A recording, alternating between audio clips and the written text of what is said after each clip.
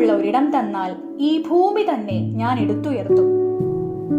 സിസിലി ദ്വീപിൽ സിറാക്കസ് നഗരത്തിൽ പ്രശസ്തനായ ജ്യോതിശാസ്ത്രജ്ഞനും ഗണിതശാസ്ത്രജ്ഞനുമായ ഫിദിയാസിന്റെ മകനായാണ് ആർക്കിമിഡിസിന്റെ ജനനം.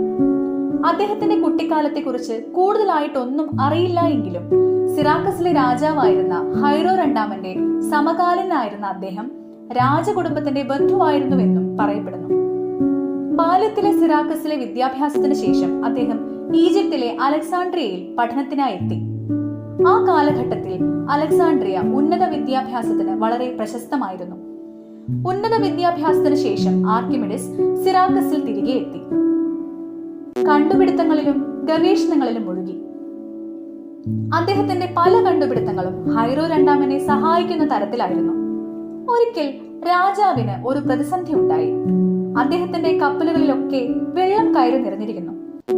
മനുഷ്യാധ്വാനം കൊണ്ട് അത് എളുപ്പം സാധിക്കില്ല എന്ന് മനസ്സിലാക്കിയ അദ്ദേഹം യന്ത്രങ്ങൾ ഉണ്ടാക്കാൻ പ്രഗത്ഭനായിരുന്ന ആർക്കിമിഡിസിന് ആളയച്ചു വരുത്തി. കപ്പലുകൾ പരിശോധിച്ച ശേഷം ഉടൻ തന്നെ അദ്ദേഹം ഒരു നീണ്ട കുഴലും അതിനുള്ളിൽ സ്പൈറൽ ആകൃതിയിൽ അറ്റത്ത് ഒരു ഹാൻഡിൽ പിടിപ്പിച്ചതുമായ ഒരു സംവിധാനം ഉണ്ടാക്കുകയും വെള്ളമെല്ലാം നീക്കം ചെയ്യുകയും ചെയ്തു. ഈ സംവിധാനത്തെയാണ് ആർക്കിമിഡിസ് ക്രൂ എന്ന് പറയുന്നത്. ഇന്നും വികസിത രാജ്യങ്ങളിൽ ജലസേചനത്തിന് ഇത് ഉപയോഗിക്കുന്നതായി കണ്ടുവരുന്നു. ഹൈറോ രണ്ടാമൻ സിംഹാസനത്തിൽ ചിന്താകുലനായിരിക്കുകയാണ്.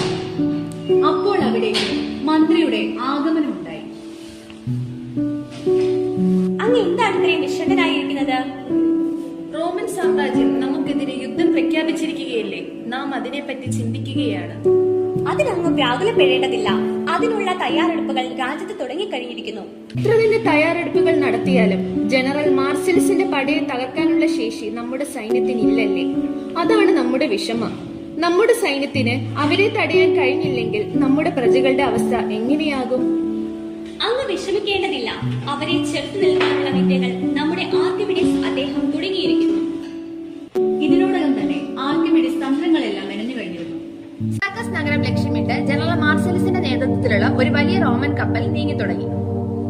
സിറാക്കസ് നഗരത്തിന്റെ പ്രതിരോധ നില നന്നേ ദുർബലമാണ്. ആയതിനാൽ സിറാക്കസ് നഗരം എളുപ്പത്തിൽ തന്നെ നമുക്ക് പിടിച്ചടക്കാം. അതെ അതെ, നമുക്ക് വലിയ രീതിയിൽ കഷ്ടപ്പെടേണ്ടി വരില്ല. വിദൂരതയിൽ ജനറൽ സിറാക്കസ് നഗരത്തിന്റെ തീരം കണ്ടു തുടങ്ങി. എല്ലാവരും തയ്യാറായിക്കൊള്ളൂ, നാം ലക്ഷ്യസ്ഥാനത്തേക്ക് അടുക്കാറായി കഴിഞ്ഞിരിക്കും. അങ്ങനെയാകട്ടെ ജനറൽ. കപ്പലുകൾ ജനറൽ ഒരിക്കൽ കൂടി നോക്കി. അപ്പോഴാണ് ഒരു കാഴ്ച ജനറലിന്റെ ശ്രദ്ധയിൽപ്പെട്ടത്. തന്റെ പായ്ക്കപ്പലുകളിൽ ഒരെണ്ണത്തിന്റെ പാലിൽ തീരത്ത് നിന്ന് എവിടെയോ ഒരു കണ്ണാടിയിൽ തട്ടി പ്രതിഫലിക്കുന്ന സൂര്യപ്രകാശം ആ പായയിൽ വീഴുന്നുണ്ടായിരുന്നു. പെട്ടെന്ന് മറ്റൊരു കണ്ണാടിയിൽ നിന്ന് പ്രതിഫലനം അതേ സ്ഥലത്തേക്ക് പതിക്കുന്നു. എന്താണ് സംഭവിക്കുന്നത് മനസ്സിലാകുന്നതിന് മുമ്പ് തന്നെ ആയിരക്കണക്കിന് കണ്ണാടികളിൽ നിന്നുമുള്ള സൂര്യപ്രകാശത്തിന്റെ പ്രതിഫലനം അതേ സ്ഥലത്തേക്ക് പതിക്കുന്നു. അമിതമായ സൂര്യപ്രകാശം അടിച്ച് ചൂട് പിടിച്ചതിനാൽ അത്ഭുതത്തോടെ നോക്കി നിന്ന ജനറലിന്റെ മുന്നിൽ വെച്ച് ആ കപ്പൽ വ്യൂഹത്തിലെ പല കപ്പലുകളും കത്തിയമർന്നു. അപ്പോഴാണ് ഇത് സിറാക്കസ് നഗരത്തിന്റെ തിരിച്ചടിയാണെന്ന് ജനറലിന് മനസ്സിലായത്. ഇതെന്താണ് ഈ സംഭവിക്കുന്നത്? ഇത് മറ്റൊന്നുമല്ല, സിറാക്കസ് നഗരത്തിൽ നിന്നുള്ള പ്രത്യാക്രമണമാണ്. ജനറൽ, എന്താണ് ഈ പറയുന്നത്? അങ്ങല്ലേ പറഞ്ഞത് നമ്മെ പ്രതിരോധിക്കാൻ ശേഷിയുള്ള പട അവിടെ ഇല്ല എന്ന്, അവർ ദുർബലരാണെന്ന്? അതെ, നാം തന്നെയാണ് പറഞ്ഞത്. അപ്പോൾ പിന്നെ ഇതെങ്ങനെ സംഭവിച്ചു? ഇതിന് കാരണം ആർക്കിമിഡിസ് എന്ന ഗണിതശാസ്ത്രജ്ഞനാണ്. ആർക്കിമിഡിസോ? അതെ, അദ്ദേഹത്തിന് മാത്രമേ ഇത്തരത്തിലുള്ള തന്ത്രങ്ങൾ മെനയുവാൻ സാധിക്കുകയുള്ളൂ. ഇനി നാം എന്ത് ചെയ്യും? ഇനി മുന്നോട്ട് എങ്ങനെ പോകും? ഉടൻ തന്നെ പായകളിലെ തീ അടിച്ച് നമുക്ക് തീരത്തടുക്കണം. ശേഷമുള്ള കാര്യങ്ങൾ അവിടെ ചെന്നിട്ട് തീരുമാനിക്കാം. ഉത്തരവ് പോലെ ജനറൽ. അവർ തീരത്തടുത്തെങ്കിലും റോമൻ പടയുടെ ഒരുപാട് കപ്പലുകൾ അവർക്ക് നഷ്ടമായി കഴിഞ്ഞിരുന്നു. ഇതേ സമയം റോമൻ പടയ്ക്ക് പറ്റിയ തിരിച്ചടിയിൽ സന്തോഷിക്കുകയായിരുന്നു സിറാക്കസ് നഗരം. ഹൈറോ രണ്ടാമൻ ഇതിന് കാരണനായ ആർക്കിമിഡിസിനെ അഭിനന്ദിക്കുകയായിരുന്നു രാജ്യസഭയിൽ വെച്ച്. അങ്ങില്ലായിരുന്നെങ്കിൽ ഇന്ന് ഈ നഗരവും എന്റെ പ്രജകളും റോമൻ സാമ്രാജ്യത്തിന് അടിമപ്പെട്ടേനെ. ആയതിനാൽ ഇതിന് പ്രതിഫലമായി അങ്ങേക്ക് എന്താണ് വേണ്ടത്? നമുക്കൊന്നും തന്നെ വേണ്ട രാജൻ. നാം രാജ്യത്തോടുള്ള കടമ മാത്രമാണ് ചെയ്തത്. നാം പ്രതിഫലം മോഹിച്ചല്ല ഇതൊന്നും തന്നെ ചെയ്തത്. ഇത് കേട്ടതും രാജാവിന് സന്തോഷമാകുകയും ആർക്കിമിഡിസിനെ ആലിംഗനം ചെയ്യുകയും ചെയ്തു. അപ്പോഴാണ് മന്ത്രിയുടെ കണ്ണിൽ രാജാവിന്റെ കിരീടത്തിന് കോട്ടം തട്ടിയതായി ശ്രദ്ധയിൽപ്പെട്ടത്. അയ്യോ, അങ്ങയുടെ കിരീടത്തിന് ഇത് എന്ത് പറ്റി? ഉടൻ തന്നെ രാജാവ് കിരീടം അഴിച്ചു നോക്കിയപ്പോൾ അതിൽ കേടുപാടുകൾ പറ്റിയിരിക്കുന്നു. ഓ, ഇത് യുദ്ധതന്ത്രങ്ങൾ മെനയുന്നതിനിടയിൽ പറ്റിയതായിരിക്കണം. നമുക്ക് ഉടൻ തന്നെ പുതിയത് നിർമ്മിക്കണം, അല്ലെങ്കിൽ അത് നമ്മുടെ രാജ്യത്തിന് തന്നെ മോശമാണ്. ആരെവിടെ? ഉടൻ തന്നെ കിരീടം പണിയുവാൻ അനുയോജ്യമായ സ്വർണ്ണപ്പണിക്കാരനെ ഇവിടെ എത്തിക്കണം. കുറച്ചു സമയങ്ങൾക്ക് ശേഷം സ്വർണ്ണപ്പണിക്കാരനെ കൂട്ടി ഭടൻ തിരികെ എത്തും. രാജന് വേണ്ടി ഉടൻ തന്നെ ഒരു കിരീടം നിർമ്മിക്കണം. അതിനായുള്ള സ്വർണം നിങ്ങളെ ഏൽപ്പിക്കാനാണ് ഇവിടെ എത്തിച്ചത്. നാം ആഗ്രഹിക്കുന്ന തരത്തിലുള്ള ഒരു കിരീടം തന്നെയായിരിക്കണം.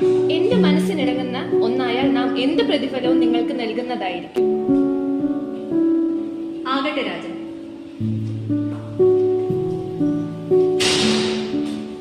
ശേഷം സന്തോഷവാനായി സ്വർണ്ണപ്പണിക്കാരൻ സ്വർണവും കൊണ്ട് തിരികെ പോകുന്നു. അപ്പോഴാണ് ഒരു ദൂതൻ രാജസഭയിലേക്ക് ഒരു ദൂതുമായി കടന്നു വരുന്നത്. ദൂത് മറ്റൊന്നുമല്ല, റോമൻ പട സിറാക്കസ് നഗരത്തിൽ തന്നെ തമ്പടിച്ചിരിക്കുന്നു. അവരുടെ ഇനിയുള്ള ലക്ഷ്യം എന്തെന്ന് അവർക്ക് മനസ്സിലായില്ല. നിൽക്കാനുള്ള ഒരിടം തന്ന് ഈ ഭൂമി തന്നെ ഞാൻ എടുത്തുയർത്താം എന്ന് പറഞ്ഞ അദ്ദേഹത്തിനാണ് ഒരു കപ്പലില്ലാതാക്കാൻ പറ്റുന്നത്. ജനറൽ, നിങ്ങൾ ആരെക്കുറിച്ചാണ് ഈ പറഞ്ഞു വരുന്നത്? മറ്റാരുമല്ല, അദ്ദേഹത്തിന്റെ പേരാണ് ആർക്കിമിഡിസ്. അദ്ദേഹത്തിനല്ലാതെ മറ്റാർക്കും തന്നെ ഇത്തരത്തിലുള്ള കണ്ടുപിടുത്തങ്ങൾ നടത്താൻ ഈ നഗരത്തിൽ കഴിയില്ല. അപ്പോൾ നമ്മൾ എങ്ങനെ ഈ നഗരം കീഴടക്കും? അതൊന്നും ഇപ്പോൾ എന്റെ മനസ്സിലില്ല. നിങ്ങൾ ആർക്കിമിഡിസിനെ ഉടൻ തന്നെ എന്റെ മുന്നിൽ എത്തിക്കണം. അദ്ദേഹത്തിന്റെ പ്രതിഭ നമ്മുടെ രാജ്യത്തിന് ആവശ്യമുണ്ട്. അങ്ങനെയാകട്ടെ ജനറൽ. അങ്ങനെ 2 ദിവസത്തിന് ശേഷം സ്വർണ്ണപ്പണിക്കാരൻ രാജസഭയിൽ തിരിച്ചെത്തി. കിരീടം കിട്ടിയ ഞൊടിയിൽ തന്നെ ഹൈറോ രണ്ടാമൻ തലയിൽ അണിഞ്ഞു. പ്രഥമ ദൃഷ്ടിയിൽ കുഴപ്പങ്ങൾ ഒന്നുമില്ലെങ്കിലും ഇതിൽ എന്തോ കള്ളം നടന്നതായി അദ്ദേഹത്തിന് തോന്നി. രാജാവ് ഉടൻ തന്നെ മന്ത്രിയോട് കാര്യങ്ങൾ സൂചിപ്പിച്ചു. നീ ഇതിൽ കൊട്ടാരത്തിൽ നിന്ന് തന്ന മുഴുവൻ സ്വർണം ഉൾപ്പെടുത്തിയിട്ടുണ്ടോ? ഉണ്ട് രാജൻ. അങ്ങക്ക് വേണമെങ്കിൽ ഇതിന്റെ ഭാരം തൂക്കി നോക്കാമല്ലോ. അതിലെന്തെങ്കിലും വ്യത്യാസമുണ്ടെങ്കിൽ അങ്ങക്ക് എന്നെ ശിക്ഷിക്കാം. ആരെവിടെ? ഉടൻ തന്നെ തൂക്കം നോക്കുവാനുള്ള ഏർപ്പാടുകൾ ചെയ്താലും. അവിടേക്ക് ആർക്കിമിഡിസ് കടന്നു വരുന്നു. ആരിത്? ആർക്കിമിഡിസോ? അങ്ങ് ഉപവിഷ്ടനായാലും. ഇവിടെ എന്താണ് നടക്കുന്നത്? ഇവ ഇതിൽ മായം ചേർത്തിട്ടുണ്ടോന്ന് രാജനൊരു സംശയം. അതിനാൽ ഇതിന്റെ ഭാരം തൂക്കി നോക്കുകയാണ്. കിരീടത്തിന്റെ ഭാരം തൂക്കി നോക്കിയപ്പോൾ അതിൽ ഒരു വ്യത്യാസവും കണ്ടില്ല. തന്റെ കള്ളത്തരം ആർക്കും മനസ്സിലായില്ല എന്ന മുഖഭാവത്തിൽ സ്വർണ്ണപ്പണിക്കാരൻ നിൽക്കുമ്പോൾ രാജാവിന് അസംതൃപ്തി ഉണ്ടാവുകയും ആർക്കിമിഡിസിന് സംശയം ഉളവാക്കുകയും ചെയ്തു. എന്തോ നമുക്കിതിൽ സംശയം തോന്നുന്നു മന്ത്രിയാരെ. ഇനി നമുക്ക് എന്ത് ചെയ്യാൻ കഴിയും രാജൻ? പ്രഥമ ദൃഷ്ടിയാൽ ഇതിൽ കുഴപ്പമൊന്നുമില്ലല്ലോ. അപ്പോൾ പിന്നെ എങ്ങനെ ഇതിൽ മായം ചേർത്തായി കണ്ടെത്താൻ കഴിയും? അങ്ങേക്ക് ഇതിൽ എന്താണ് പറയാനുള്ളത്? രാജൻ, തൂക്കത്തിൽ വ്യത്യാസമൊന്നുമില്ലെങ്കിലും വ്യാപ്തത്തിൽ വ്യത്യാസം വരും. എങ്കിൽ ഉടൻ തന്നെ അതിന്റെ വ്യാപ്തം കണ്ടെത്തണം. പക്ഷേ രാജൻ, ഒരു നിശ്ചിത ആകൃതിയില്ലാത്ത ഒരു വസ്തുവിന്റെ വ്യാപ്തം കണ്ടെത്തുക അത്ര എളുപ്പമല്ല. ശരി, അങ്ങേക്ക് വേണ്ടി ഇതിന് പരിഹാരം കാണാൻ നാം കുറച്ചു സമയം അനുവദിക്കാം. മന്ത്രിയാരെ, അതുവരെ ഈ സ്വർണ്ണപ്പണിക്കാരനെ കൊട്ടാരം വിട്ട് വെളിയിൽ പോകാൻ അനുവദിക്കണ്ട. അങ്ങ് പറയുന്നത് പോലെ തന്നെയാകട്ടെ രാജൻ. ആർക്കിമിഡിസ് എത്ര ആലോചിച്ചിട്ടും ഒരു മാർഗവും മുന്നിൽ തെളിഞ്ഞില്ല. രാജാവ് അനുവദിച്ച സമയം കഴിയാറായത് അദ്ദേഹത്തെ വല്ലാതെ അലട്ടി. ശേഷം അദ്ദേഹം കുളിക്കുന്നതിനായി വെള്ളം നിറച്ചു വെച്ചിരുന്ന ബാത്ടബിൽ കിടന്നു. നിറഞ്ഞു നിന്ന വെള്ളം തുളുമ്പി പുറത്തേക്കൊഴുകി. തന്റെ ശരീരത്തിന്റെ വ്യാപ്തത്തിന് തുല്യമായ അതേ വെള്ളമാണ് പുറത്തേക്കൊഴുകിയതെന്ന് അദ്ദേഹത്തിന് മനസ്സിലായി. ഇങ്ങനെ ഉറക്കെ വിളിച്ചു പറഞ്ഞുകൊണ്ട് തെരുവിലൂടെ അദ്ദേഹം കൊട്ടാരത്തിലേക്ക് ഓടി. വഴിയരികിൽ വേഷം മാറി നടക്കുന്ന റോമൻ സൈനികർ അവിടുത്തെ നാട്ടുകാരെ പോലെ തന്നെ ആർക്കിമിഡിസിനെ കണ്ട് അന്തിച്ചു. എന്താണ് നടക്കുന്നതെന്ന് അറിയാതെ ആകാംക്ഷയിൽ ചില റോമൻ സൈനികർ ആർക്കിമിഡിസിനെ പിന്തുടർന്നു. ആർക്കിമിഡിസ് കൊട്ടാരത്തിൽ എത്തിച്ചേർന്നു. അങ്ങനെ 2 ദിവസത്തിന് ശേഷം സ്വർണ്ണപ്പണിക്കാരൻ രാജസഭയിൽ തിരിച്ചെത്തി. കിരീടം കിട്ടിയ ഞൊടിയിൽ തന്നെ ഹൈറോ രണ്ടാമൻ തലയിൽ അണിഞ്ഞു. പ്രഥമ ദൃഷ്ടിയിൽ കുഴപ്പങ്ങൾ ഒന്നുമില്ലെങ്കിലും ഇതിൽ എന്തോ കള്ളം നടന്നതായി അദ്ദേഹത്തിന് തോന്നി. രാജാവ് ഉടൻ തന്നെ മന്ത്രിയോട് കാര്യങ്ങൾ സൂചിപ്പിച്ചു. നീ ഇതിൽ കൊട്ടാരത്തിൽ നിന്ന് തന്ന മുഴുവൻ സ്വർണം ഉൾപ്പെടുത്തിയിട്ടുണ്ടോ? ഉണ്ട് രാജൻ. അങ്ങക്ക് വേണമെങ്കിൽ ഇതിന്റെ കിരീടത്തിന്റെ ഭാരം തൂക്കി നോക്കാമല്ലോ. അതിലെന്തെങ്കിലും വ്യത്യാസമുണ്ടെങ്കിൽ അങ്ങേക്ക് എന്നെ ശിക്ഷിക്കാം. ആരെവിടെ? ഉടൻ തന്നെ തൂക്കം നോക്കുവാനുള്ള ഏർപ്പാടുകൾ ചെയ്താലും. അവിടേക്ക് ആർക്കിമിഡിസ് കടന്നു വരുന്നു. ആരിത്? ആർക്കിമിഡിസോ? അങ്ങ് ഉപവിഷ്ടനായാലും. ഇവിടെ എന്താണ് നടക്കുന്നത്? ഇവ ഇതിൽ മായം ചേർത്തിട്ടുണ്ടോ എന്ന രാജനൊരു സംശയം. അതിനാൽ ഇതിനെ ഭാരം തൂക്കി നോക്കുകയാണ്. കിരീടത്തിന്റെ ഭാരം തൂക്കി നോക്കിയപ്പോൾ അതിൽ ഒരു വ്യത്യാസവും കണ്ടില്ല. തന്റെ കള്ളത്തരം ആർക്കും മനസ്സിലായില്ല എന്ന മുഖഭാവത്തിൽ സ്വർണ്ണപ്പണിക്കാരൻ നിൽക്കുമ്പോൾ രാജാവിന് അസംതൃപ്തി ഉണ്ടാവുകയും ആർക്കിമിഡിസിന് സംശയം ഉളവാക്കുകയും ചെയ്തു.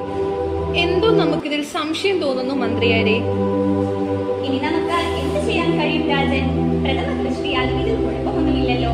അപ്പോൾ പിന്നെ എങ്ങനെ ഇതിൽ മായം ചേർത്തായി കണ്ടെത്താൻ കഴിയും?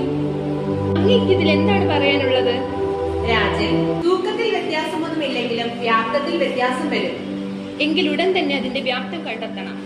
പക്ഷേ രാജൻ, ഒരു നിശ്ചിത ആകൃതിയില്ലാത്ത ഒരു വസ്തുവിന്റെ വ്യാപ്തം കണ്ടെത്തുക അത്ര എളുപ്പമല്ല. ശരി, അങ്ങേക്ക് വേണ്ടി ഇതിന് പരിഹാരം കാണാൻ നാം കുറച്ചു സമയം അനുവദിക്കാം. മന്ത്രിയാരെ, അതുവരെ ഈ സ്വർണ്ണപ്പണിക്കാരനെ കൊട്ടാരം വിട്ട് വെളിയിൽ പോകാൻ അനുവദിക്കണ്ട. അങ്ങ് പറയുന്നത് പോലെ തന്നെയാകട്ടെ രാജൻ. ആർക്കിമിഡിസ് എത്ര ആലോചിച്ചിട്ടും ഒരു മാർഗവും മുന്നിൽ തെളിഞ്ഞില്ല. രാജാവ് അനുവദിച്ച സമയം കഴിയാറായത് അദ്ദേഹത്തെ വല്ലാതെ അലട്ടി. ശേഷം അദ്ദേഹം കുളിക്കുന്നതിനായി വെള്ളം നിറച്ചു വെച്ചിരുന്ന ബാത്ടബിൽ കിടന്നു. നിറഞ്ഞു നിന്ന വെള്ളം തുളുമ്പി പുറത്തേക്കൊഴുകി. തന്റെ ശരീരത്തിന്റെ വ്യാപ്തത്തിന് തുല്യമായ അതേ വെള്ളമാണ് പുറത്തേക്കൊഴുകിയതെന്ന് അദ്ദേഹത്തിന് മനസ്സിലായി. ഇങ്ങനെ ഉറക്കെ വിളിച്ചു പറഞ്ഞുകൊണ്ട് തെരുവിലൂടെ അദ്ദേഹം കൊട്ടാരത്തിലേക്ക് ഓടി. വഴിയരികിൽ വേഷം മാറി നടക്കുന്ന റോമൻ സൈനികർ അവിടുത്തെ നാട്ടുകാരെ പോലെ തന്നെ ആർക്കിമിഡിസിനെ കണ്ട് അന്തിച്ചു. എന്താണ് നടക്കുന്നതെന്ന് അറിയാതെ ആകാംക്ഷയിൽ ചില റോമൻ സൈനികർ ആർക്കിമിഡിസിനെ പിന്തുടർന്നു. ആർക്കിമിഡിസ് കൊട്ടാരത്തിൽ എത്തിച്ചേർന്നു.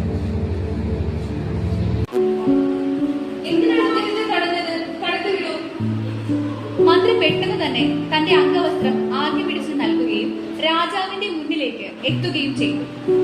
എന്താണ് അങ്ങ് എന്തിനാണ് എന്നെ കാണാൻ ആഗ്രഹിക്കുന്നത്? ഞാൻ അങ്ങയുടെ പ്രശ്നത്തിന് പരിഹാരം കണ്ടെത്തിയിരിക്കുന്നു. മന്ത്രിയെ ഉടൻ തന്നെ സ്വർണ്ണപ്പണിക്കാരനെ സഭയിൽ എത്തിക്കണം.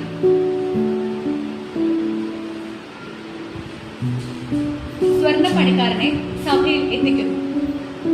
എന്താണത്? ഇനി എന്ന് പറഞ്ഞാലും ഒരു വസ്തു ദ്രവത്തിൽ പൂർണ്ണമായോ ഭാഗികമായോ മുങ്ങിയിരിക്കുമ്പോൾ ആ വസ്തുവിൽ ദ്രവം പ്രയോഗിക്കുന്ന ക്ലവശമ ബലം വസ്തു ആദേശം ചെയ്യുന്ന ദ്രവത്തിന്റെ ഭാരത്തിന് തുല്യമായിരിക്കും. അദ്ദേഹം കിരീടത്തിന്റെ വ്യാപ്തം അളക്കുകയും വെള്ളി കൂട്ടി ചേർത്തതായും കണ്ടെത്തുന്നു. ഇതെല്ലാം അറിഞ്ഞു നിന്ന് റോമൻ സൈനികർ ശ്രദ്ധിക്കുന്നുണ്ടായിരുന്നു. തങ്ങളുടെ ജനറൽ പറഞ്ഞത് എത്ര ശരിയാണെന്ന് അവർ അതിശയത്തോടെ നോക്കി നിന്നു. ശേഷം സ്വർണ്ണപ്പണിക്കാരനെ തുറങ്കിലടച്ചു. റോമൻ സൈനികർ നഗരത്തിൽ കടന്നുകൂടിയെങ്കിലും ആർക്കിമിഡിസിന്റെ പല ഉപകരണങ്ങളെയും അവർക്ക് നേരിടേണ്ടി വന്നു. അങ്ങനെ 2 വർഷം അവർ സിറാക്കസ് നഗരത്തിൽ പോരുകൾ നടത്തുകയും നഗരം കൈയടക്കുകയും ചെയ്തു. നിൽക്കാനുള്ള ഒരിടം തന്ന് ഈ ഭൂമി തന്നെ ഞാൻ എടുത്തുയർത്താം എന്ന് പറഞ്ഞ അദ്ദേഹത്തിനാണ് ഒരു കപ്പലില്ലാതെ കണ്ടത്. ജനറൽ, നിങ്ങൾ ആരെക്കുറിച്ചാണ് ഈ പറഞ്ഞു വരുന്നത്? മറ്റാരുമല്ല, അദ്ദേഹത്തിന്റെ പേരാണ് ആർക്കിമിഡിസ്. അദ്ദേഹത്തിനല്ലാതെ മറ്റാർക്കും തന്നെ ഇത്തരത്തിലുള്ള കണ്ടുപിടുത്തങ്ങൾ നടത്താൻ ഈ നഗരത്തിൽ കഴിയില്ല. അപ്പോൾ നമ്മൾ എങ്ങനെ ഈ നഗരം കീഴടക്കും? അതൊന്നും ഇപ്പോൾ എന്റെ മനസ്സിലില്ല. നിങ്ങൾ ആർക്കിമിഡിസിനെ ഉടൻ തന്നെ എന്റെ മുന്നിൽ എത്തിക്കണം. അദ്ദേഹത്തിന്റെ പ്രതിഭ നമ്മുടെ രാജ്യത്തിന് ആവശ്യമാണ്. അങ്ങനെയാകട്ടെ ജനറൽ. ഇത് കേട്ട ഒരു റോമൻ സൈനികൻ അദ്ദേഹത്തിന്റെ താമസ സ്ഥലത്തെത്തി. ഏതോ ഗണിത പ്രശ്നം പരിഹരിക്കാൻ ശ്രമിക്കുകയായിരുന്നു അദ്ദേഹം. റോമൻ സൈന്യം നഗരം കീഴടക്കിയതൊന്നും അദ്ദേഹം അറിഞ്ഞിരുന്നില്ല. അദ്ദേഹം പെട്ടെന്ന് തന്നെ മുറിയിൽ ആരോ കടന്നു വരുന്നതായി കണ്ടു. അങ്ങ് ഉടൻ തന്നെ മാർസൽസിന്റെ മുന്നിലെത്തണം. സാധ്യമല്ല. നാം എന്തിന് നിന്റെ ജനറലിന്റെ മുന്നിലെത്തണം? നീ ഉടൻ തന്നെ ഇവിടുന്ന് കടന്നു പോകൂ. അപ്പോൾ നിങ്ങൾക്ക് എന്റെ ഒപ്പം വരാൻ ഉദ്ദേശമില്ല അല്ലേ? നാം ഒരിക്കലും നിന്റെ ഒപ്പം വരുന്നതല്ല. എങ്കിൽ ഒറ്റക്കുത്തിന് മഹാനായ ആർക്കിമിഡീസ് എന്ന വൃദ്ധശാസ്ത്രജ്ഞനെ വധിച്ചു. സൈനികൻ തിരികെ എത്തി വിവരങ്ങൾ മാർസലസിനെ അറിയിച്ചു. ഇത് കേട്ട് ജനറൽ സൈനികന് നേരെ ആക്രോശിച്ചു. നീ ചെയ്ത തെറ്റിന്റെ അളവ് നിനക്കറിയാമോ? ഈ പ്രപഞ്ചത്തിന് ആവശ്യമായ ഒരു പ്രതിഭയാണ് നീ ഇല്ലാതാക്കിയത്. ഇതിനുള്ള ശിക്ഷ നീ അനുഭവിക്കണം. ആരവിടെ? ഇവനെ ഉടൻ തന്നെ തുറങ്കിലടച്ചാൽ. ആർക്കിമിഡീസിനെ വധിച്ച സൈനികന് ശിക്ഷ നൽകുകയും മാർസലസ് ഉടൻ തന്നെ അദ്ദേഹത്തിന്റെ ഭൗതിക ശരീരം രാജകീയമായ എല്ലാ ബഹുമതികളോടും കൂടി മറവ് ചെയ്യുകയും ചെയ്തു.